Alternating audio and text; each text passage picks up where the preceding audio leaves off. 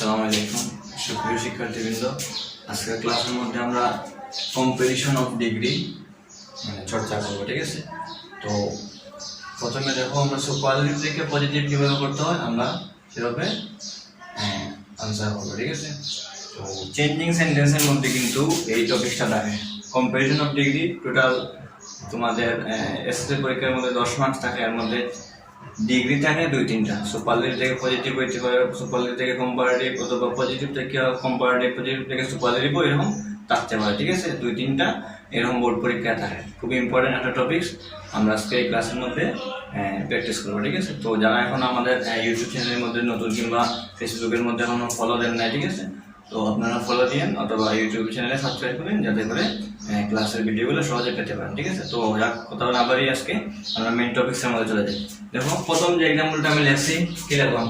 January is the coldest month in Bangladesh. এর মানে কি? জানুয়ারি হচ্ছে বাংলাদেশের মধ্যে সবচেয়ে শীতলতম মাস, অর্থাৎ সবচেয়ে বেশি ঠান্ডা থাকে জানুয়ারিতে। ঠিক আছে, এখানে সুপারলেটিভ ডিগ্রির মধ্যে আছে। কিভাবে বুঝলাম? আমরা জানি কোল্ড, কোল্ডার, কোল্ডেস্ট। কোল্ড হচ্ছে পজিটিভ ফর্ম, কোল্ডার হচ্ছে কম্পারেটিভ, কোল্ডেস্ট হচ্ছে সুপারলেটিভ। তাহলে আমরা বুঝলাম এটা সুপারলেটিভের মধ্যে আছে। যদি সুপারলেটিভের মধ্যে এরকম থাকে তাহলে আমরা জানি নো আদার অথবা ভেরি ফিউ দিয়ে শুরু করতে হয়। ঠিক আছে, যদি সেন্টেন্সের মধ্যে আমাদের ওয়ান অফ দি দেওয়া থাকে তাইলে নো আদার ভেরি ফিউ দিয়ে শুরু করতে হয়। ঠিক আছে, মনে রাখবে যদি ওয়ান অফ দি দেওয়া থাকে সেন্টেন্সের মধ্যে তাইলে ভেরি ফিউ দিয়ে শুরু করতে হয়, আর যদি ওয়ান অফ দি না থাকে তাহলে নো আদার দিয়ে শুরু করতে হবে। ঠিক আছে, তো দেখো প্রথম দুইটা এক্সাম্পলের মধ্যে কিন্তু ভেরি ফিউ দিয়ে শুরু করার দরকার নাই, কারণ এই দুইটা সেন্টেন্সের মধ্যে কি নাই? ওয়ান অফ দি নাই। কিন্তু 3 নম্বর যে সেন্টেন্সটা আমি রাখছি এখানের মধ্যে কিন্তু ওয়ান অফ দি আছে, যার কারণে 3 নম্বরটা কিন্তু তোমার ভেরি ফিউ দিয়ে শুরু করতে হবে। ঠিক আছে, তাহলে আমরা প্রথমে নো আদার দিয়া প্রথম সেন্টেন্সটা শুরু করি।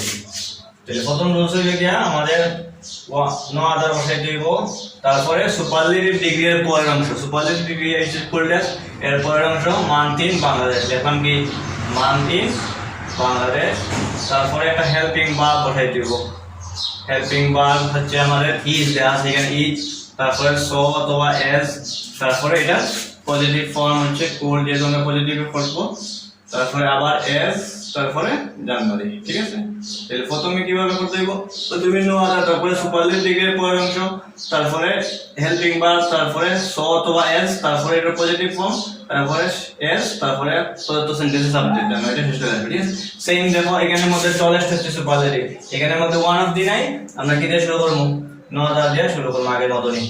এটা লেখলাম আমি কি? নো আদার, তারপরে সুপারলেটিভ এর পরের অংশ বয় ইন দা ক্লাস, লেখলাম কি? Boy in the class. তারপরে হেল্পিং ভার্ব এখানে কি আছে? ইজ আছে, হেল্পিং ভার্ব ইজ আছে, ইজ লিখলাম ইজ সো, তারপরে এটা পজিটিভ ফর্ম হচ্ছে টল, তারপরে আবার এস, তারপরে কি? সাবজেক্ট হচ্ছে এখানে রতন। ঠিক আছে,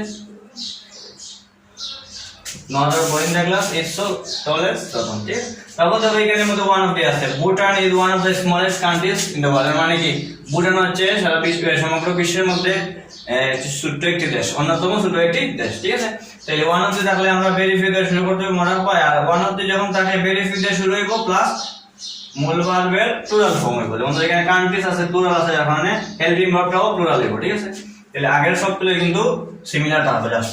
তাহলে আমরা এখানে ভেরিফাই দিয়ে প্রথমে লিখলাম, শুরু করলাম, তারপর দেখো এখানে কি আছে?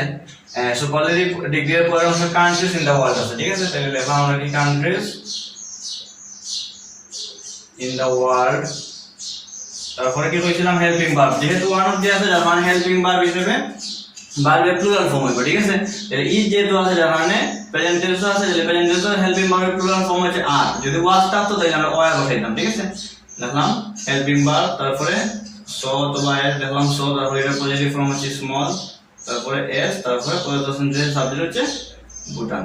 ঠিক আছে, এই হচ্ছে আমাদের আজকের ক্লাসে। তো যারা এখন আমাদের চ্যানেলের মধ্যে নতুন আছো তোমরা সাবস্ক্রাইব করে নাও, আর কমেন্টে বলবা যে তোমাদের কোন কোন টপিকের সমস্যা, আমরা ইনশাআল্লাহ সমাধান করার চেষ্টা করব। সবাই ভালো থাকো, সুস্থ থাকো, আসসালামু আলাইকুম।